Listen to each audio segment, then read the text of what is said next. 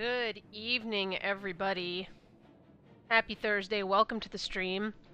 And since it is Thursday, we're going to be starting the broadcast off with our little TWAB Talk session. And I mean, honestly, I thought that this TWAB was going to be pretty much bone dry, being that it was the last one before Beyond Light. But as it turns out, there were some nice little morsels in there, so let's dig right in.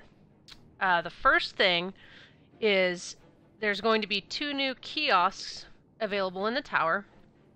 One is going to be the Quest Archive, found next to the Postmaster. And it's going to be a place where you can find, you know, odd quests that you previously discarded, so anything that you tossed out will reside there to pick up. And that's good, because there's been some problems with those things being spread out between the various vendors that they're assigned to, you know, like the weapon quests for Eris, for example. That would be a really good one. They said additionally this will be the place for any veteran players to pick up the New Light quest on November 10th. So that's how we're gonna play the new Cosmodrome intro, if you want to. I know I'm going to. Like, I don't need a tutorial, but I would like to see this newly built origin story, for sure. So let's see. Then there's going to be the Monument to Lost Lights Exotic Archive.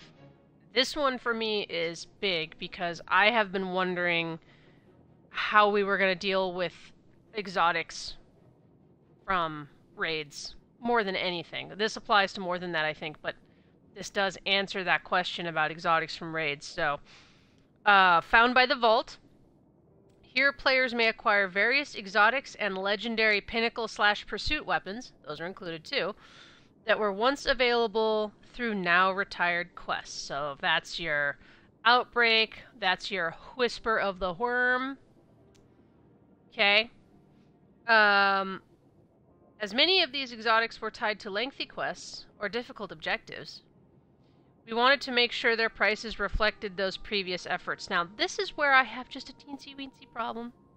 I'm just going to dive into this as my brain is thinking about it. You're going to charge me a shit ton of resources for Mountaintop, for Recluse, and there's Sunset. Do you think maybe we should have accounted for the fact that the ones that are Sunset should be cheaper? And maybe they will be, but there's no mention of it here. I'm just going to toss that out there. Let's see. Players will need an amount of Glimmer, Destination materials, Masterworking materials, and an exotic cipher or Ascendant shard in order to purchase the exotic or legendary which they desire. Now, next bit is the juicy bit. We're also introducing a currency, Spoils of Conquest, which can only be acquired when completing raids. This currency will be required for exotics previously tied to vaulted raids. So, if you're like me, and you haven't gotten Anarchy, that's your path. You're going to go to this Monument to Lost Lights Exotic Archive, and you better have a ton of freaking Glimmer and Destination stuff and Masterworking stuff and a Cipher or an Ascendant shard. Plus, you're going to have to complete a raid. So, here's the thing. I'm not in any way surprised by this. But there is part of me that's a little disappointed, and it's really not legitimate. I mean, this isn't unexpected at all. And it is actually a really fair way to, you know, justify the raid exotic thing. Because I have to be honest, the thing that I was super worried that they were going to do, I was super worried that they were going to put the raid exotics in the chests of the raids that are going to be part of Beyond Light. You know what I mean? And I was worried that maybe, like, Anarchy's in Last Wish, and, like, you know, Terabah is over in the Beyond Light one, and this other one's in Garden of Salvation. And I was like, oh no, because they are old. You know, I'm not gonna lie, but they do need to remain special. And while it hurts me inside a little, like, agree, it's fair for their worth. So, here's the thing though, friends, before you despair, we'll talk about anarchy in particular. If you got 4 or 5 friends, last wish is the way. And that's all I'm going to say to you. It's not like the reason for picking last wish is unknown to folks. Okay? So, you can get your spoils of conquest by saying hello to Riven and go get your anarchy. Now, what I am wondering about is, do you need a spoil of conquest, or do you need multiple spoils of conquest?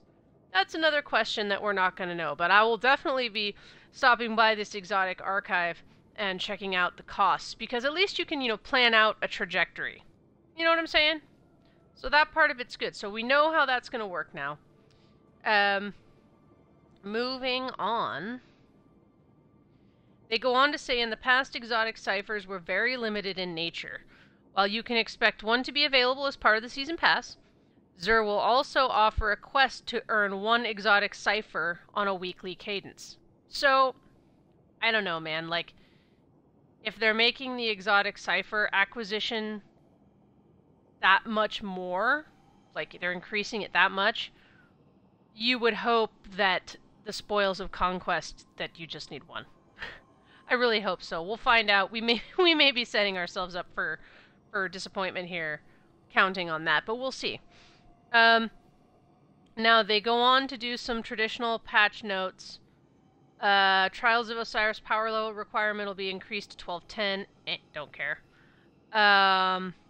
Bunch of stuff about physics blockers to out of bounds areas on some maps. Doesn't really matter to me. They talk about the UI changes from light to dark. Some more appropriate wording for character creation. Now this is interesting here. Guardian head and hair models have been replaced with improved versions. I really hope it doesn't wreck my Warlock's mohawk, yo, but if it just means that her hair is a little more detailed, I'm cool with it. I'm cool with it. Several color swatches have been changed to better represent the applied color. I don't think that's gonna matter for Awoken. I think I know what this is specifically referring to, which is available colors, skin tones for your human guardians. That's what I'm guessing it's about. Players' previous head selections are still used. So the thing that I was ultra worried about when they talked about the character creator changes is they had said something about, like, more appropriate when they had some conversations in the office about being, racially appropriate and racially sensitive, right? Which I'm all for that.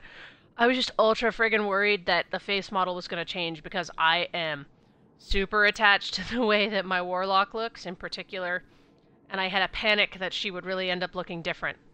But it seems like maybe her hair's getting an upgrade, and she's awoken. She's blue. And they're not going to change the face model. So, seems like it's all good. If anyone else was, like, having similar feelings, it seems like that's all going to be okay, and the changes they are making are, like, super good and limited to a very specific area. So that's good. In miscellaneous, anything there? Fixed a bug that prevented online friends from showing up in the roster, but that's on Stadia, so that doesn't matter to me. Fixed a bug that occasionally prevented players from earning progress on bounties when joining an activity in progress. Glad they fixed that. And that was most notably about the Iron Banner bounties. Oh. Never mind, excuse me. Rewind, misread it. Most notably impacted Iron Banner bounties and could cause players to have their artifact power bonus enabled. So that was tied to a bounty progress bug? How does that work? Man, I would love to have someone explain it to me, but I'm pretty sure I would not understand. Not a programmer, don't know, but fascinating. A few sandbox changes that we missed in our sandbox preview. Reduced muzzle flash on Traveler's Chosen. That's good. It's a little bright. A little bit in the way. Increased point of the stag's max power level to 1310. Thank you very much. I think that's justified. Divinity fixed a bug that prevented some weapons from dealing precision damage to the Divinity cage, e.g. Ariana's Vow. Cool. Hunter's Dodge increased dodge cooldown by a few seconds. Example, tier 4 on cooldown 22 seconds, new cooldown 26. So that's like 4 more seconds, dudes. So y'all better make sure your mobility is hyped up. Yikes. Let's see. Now, this one was one of my favorite ones when I came across it. I got excited. Anti-champion mods. Anti-barrier rounds will now penetrate taken phalanx shields. I thank you very much. And I could see a number of reasons for that relating to champions. All anti-champion mods have been shifted to armor rather than taking a weapon mod slot. Hallelujah! Praise Jesus! How could they have forgotten to add that? Considering that we were all just like, can we please have it be a different way? I love this solution. So, the only thing I'm wondering is, I would hope that anti-champion mod does not have to be in the end slot. I would imagine it's in one of the middle ones. I hope. We're gonna have a problem. I may not be cheering when we see exactly where it goes. And then this is a funny one. Orbs of light have been changed to orbs of power, as they can now be consumed by light and dark subclasses. And, you know, I have to stop and say right here, that's a thing that, I mean, ultimately is inconsequential in terms of functionality, right? But I like the attention to detail, like, of the story and the universe. It has appropriately been changed because it's no longer just the light. And how many games do you think would just gloss that over? Right? I dig the little attention to detail there. Let's see. Oh, and I love this. I need to go save this. They said that they've been listening to everybody, you know, talking about the removal of the expired ramen coupons, and, like, basically there's nothing they can do about it. But they made a really dope spicy ramen coupon wallpaper for everybody. And I really love that compromise. Put it on your computer, put it on your phone, put it on your tablet. The ramen coupon will live on. And it's a nice little wallpaper too. So, I really love that. You know, they didn't have to do anything at all, and I really think it's sweet of them that since we all cared so much, they made us a cool little piece of art to remember it. So, let's see. That does it for everything I wanted to cover in TWAB Talk.